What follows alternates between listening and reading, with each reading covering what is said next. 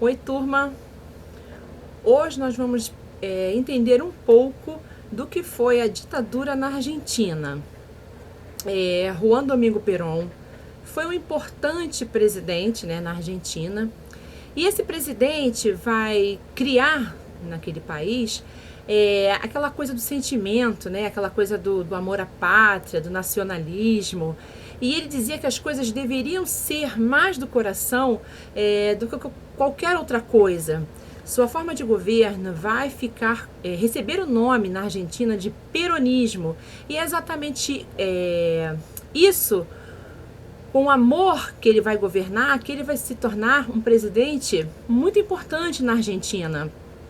Hoje em dia, na Argentina, você tem políticos que se moldam no peronismo. Ou seja, aqui no Brasil a gente não tem nenhum político mais ou menos que procure imitar um outro antigo, mas na Argentina a gente tem, lá tem, né, esse negócio dos políticos se espelharem, alguns, lógico, né, se espelharem em Perón, por aquele amor à pátria com que ele governava. E aí, muitos políticos vão seguir esse modelo aí peronista, tá? E a gente, sim, o seu estilo de governo na Argentina vai ser todo ele baseado nessa coisa do sentimento, na coisa do amor à pátria mesmo, tá? Perón começou sua carreira, não começou na política, ele começou como militar. Antes da política, né? Ele era militar e em 1943 ele assina, ele toma conta, né? Passa a administrar uma secretaria na Argentina, a Secretaria de Trabalho e Bem-Estar Social. Nessa secretaria, ele assume, através de um movimento que vai ter lá, um golpe que foi dado no presidente da época. O presidente da época era um homem chamado Ramon Castilhos. Então ele assume essa secretaria, né? E Perón, no caso, pertencia a esse movimento que ia dar aí o golpe no presidente. Mas ele não era político, tá? Ele só participava, mas ele não era político, ele era militar. Esse golpe foi um golpe militar. No caso, assim, na época, né, o presidente da época, esse Ramon Castilhos, e ele, Perón, pertencia ao movimento, esse movimento se chamava GOU, G-O-U, que é Grupo de Oficiais Unidos. Eles dão um golpe de Estado em 1943 e ele assume essa secretaria, tá? Então, antes dele ser presidente, ele foi secretário, e mesmo antes de ser presidente, ele começa a construir ali a sua grande carreira. Já estava sendo assim, ele já estava programando que ele ia entrar para a política, né? E aí ele vai já construindo as suas bases, montando as suas bases. A popularidade na Argentina, né? E é o que vai fazer dele com que ele seja muito lembrado na história da Argentina. E por quê? Porque quando ele foi secretário do bem-estar social, né? Ele vai fazer o quê? Ele fez coisas pro povo. Ele vai conseguir pro povo mais humilde coisas que ele não tinham, como questão da aposentadoria. As pessoas trabalhavam ou até a morte, né? Ou então, assim, paravam de trabalhar e não tinham direito a nada. Ele vai estabelecer o 13º salário. Os trabalhadores não tinham direito a 13º salário. E isso vai, assim, o povo vai se unindo a ele, e ele vai se tornando cada dia mais próximo dessa classe trabalhadora, da classe mais pobre da Argentina. E ele passa a apoiar os sindicatos. Os sindicatos estavam muito desorganizados na Argentina. Ele organiza tudo, papelada, direitos, leis que regessem os sindicatos, né? Enfim. Então ele se torna muito atraente dentro dessa classe trabalhadora. E de tantas coisas que ele fez, ele se torna o vice-presidente da Argentina. Ele deixa de ser secretário e se torna vice-presidente da Argentina Esse processo constitucional, né, foi tudo direitinho, foi tudo certo, tá? E aí, mesmo com a sua aproximação com a classe trabalhadora, nem todo mundo vai gostar. É logicamente que os donos de empresas, os donos das fábricas, das indústrias, aquela classe rica da Argentina, né, dos empregadores, eles não vão, principalmente a elite da Argentina, não vão gostar, né, daquele negócio de dar direito aos trabalhadores, e aí, mas ele tá do lado dos trabalhadores, e aí que ele vai ser perseguido por conta disso, ele vai ser perseguido, e no dia 8 de outubro de 1845, vai acontecer um golpe, tá? Nesse golpe, Perón será preso, mas olha só, a população já tá toda do lado dele, tá? A população trabalhadora já tá toda do lado dele. E os trabalhadores, quando ele vai preso, os trabalhadores vão para as ruas, mais ou menos assim, uma base de 300 mil pessoas, fazer pressão, né, para a liberdade do Perón. E aí, no dia 17 de outubro, no mesmo ano, ele é solto. E ele sai nos braços da população, né? Esse dia vai ser comemorado como o Dia da Lealdade. Esse dia, essa data comemorativa existe até hoje na Argentina, tá? Esse Dia da Lealdade, em homenagem, logicamente, a Perón, né? E aí ele vai fazer isso. A população vai apoiá-lo, né? Vai dar todo o apoio a ele para que ele seja liberto, que ele volte ao cargo que ele exercia. E aí ao lado dele também tinha a esposa dele, né? A Maria Eva Duarte de Perón, ou conhecida como Eva Perón, Evita Perón, como carinhosamente as pessoas na Argentina chamavam ela, né? Essa mulher dele, a Evita Perón, ela lutava pelo sufrágio feminino. Quando eu falo sufrágio feminino, é aquela luta pelos direitos das mulheres, né? As mulheres têm direito de fazer as mesmas coisas que os homens fazem, né?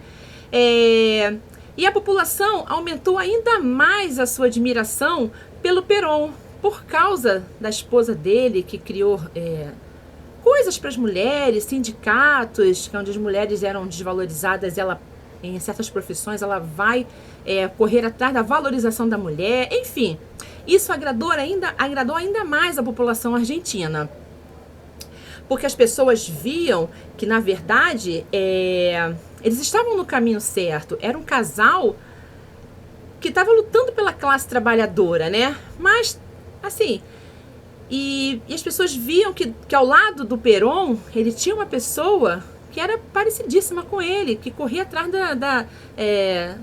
daquilo que a população precisava, tá? E aí ele foi eleito, né? Ele vai concorrer à presidência, ele vai ser eleito, ele vai ter 3 mandatos, tá? O primeiro mandato vai de 1946 a 1955. Dentro desse período, Perón vai ter 2 mandatos, tá? De 1946 a 1955. Ele vai ter 2 mandatos. E depois ele vai ter um terceiro mandato muito curto, né? Que ele vai morrer em 74. Mas ele vai ter um de 1973 a 1974, quando ele, infelizmente, morre. Mas aí ele se candidata, ele ganha a eleição, né? Mas infelizmente a esposa dele morre. A Eva Perón morre eu acho que foi de câncer. Eu acho que foi de câncer, tá? Mas eu acho que foi. Mas aí, assim, a população argentina ficou muito triste, porque a população considerava muito ele, mas ele segue a carreira política dele. Mas como foi marcado o governo de Perón e esse mandato que vai de 46 a 52, gente, olha só. Vai ser marcado pelo nacionalismo, pelo cunho nacionalista, pelo amor à sua pátria, né? Ele vai fazer, o que ele vai fazer? Ele vai fazer a nacionalização de empresas, de ferrovias, de banco, como o Banco Central da Argentina, companhias de energia até nuclear, tá? Que mais pra frente a gente vai ver isso. E com essa nacionalização, você consegue assim regular importações, porque dentro da Argentina já tinha algumas empresas que assim, não eram necessárias que fossem comprar coisas lá de fora, podia comprar dentro do próprio país, tá? E aí, o poder de consumo da população argentina aumentou com isso. Assim, quando ele começa a nacionalizar as empresas, a economia interna da Argentina tem um crescimento fantástico. Só que ele corre atrás daquela justiça social, né? Mas ao mesmo tempo que ele faz várias coisas, a inflação, né? Ele começa a ser gerada também na Argentina. Ele gera uma inflação na Argentina. Só que Perón, mesmo com a inflação, ele continua muito popular, tá? E aí um físico alemão, que era amigo dele, chamado Ronald Richter, ele vai fazer o quê? Ele anuncia, o Perón anuncia que ele e esse alemão, eles estão produzindo energia nuclear.